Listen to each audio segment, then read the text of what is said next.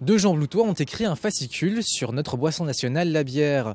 Dans ce double numéro de l'ASBL, le Cercle d'art et d'histoire de Jean Blou, on y retrouve l'histoire de cette boisson ancestrale qui a traversé toutes les époques.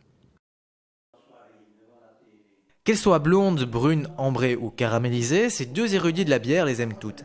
Ils en sont tellement épris qu'il était normal pour l'auteur Alexis Brichard, accompagné de son ami et connaisseur Herman Van Kiel, d'écrire un livre en son honneur. De l'ancienne Égypte à aujourd'hui, l'histoire de cette boisson ancestrale est retranscrite dans ce petit fascicule. On y découvre que cet alcool a été développé dans nos contrées dans un but sanitaire. L'eau que l'on buvait pendant le haut Moyen-Âge et encore après n'était pas pure comme elle l'est maintenant. Donc ça induisait beaucoup de maladies. Et les moines ont pensé à faire un breuvage où on ferait bouillir et fermenter un aromate. Donc, ils ont repris la recette de la cervoise en l'améliorant, et donc c'est le point de départ de la bière véritable. Herman Van Kiel est un ancien malteur. Il a participé à cet ouvrage en tant que spécialiste de la fabrication de la bière. Selon lui, les bières belges se distinguent des autres par leur diversité. En effet, les producteurs ne manquent pas d'ingéniosité dans l'élaboration de leurs produits. Chacun a sa propre cuisine, méthode de travailler. Voilà.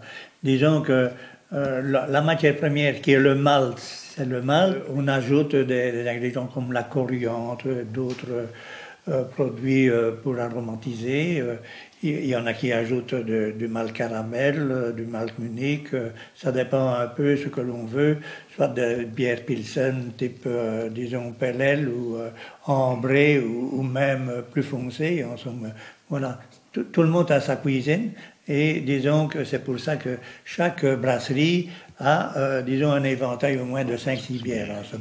Au départ, ce fascicule ne se focalisait pas sur l'histoire de la bière au sein de l'entité de Jean Blou. Néanmoins, les habitants pourront y retrouver des photos d'époque des différents cafés de la ville. Entre les deux guerres, on comptait de nombreux établissements dans toute l'entité. Cela faisait partie du folklore.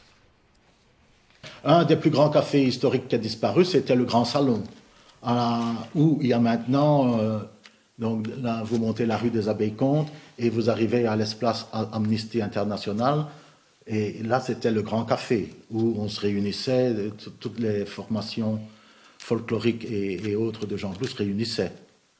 Le Grand Ange, il y avait la particularité que l'on pouvait entrer par une porte cochère, et il y avait deux sorties, si bien que si vous ne vouliez pas être connu ou reconnu, ben, vous entrez par un côté, vous pouviez sortir de l'autre. Ça faisait partie entière du folklore. Entre les deux guerres, par exemple, il y avait une trentaine de cafés dans un bourg de l'importance de Jean Blou. En feuilletant les pages, on découvre aussi des tas d'informations pratiques. L'auteur, qui est un ancien chef cuisinier, conseille aux amateurs de bonne gastronomie quelques recettes réalisées à l'aide de notre boisson nationale. Il explique aussi les différentes étapes nécessaires pour élaborer une bonne bière.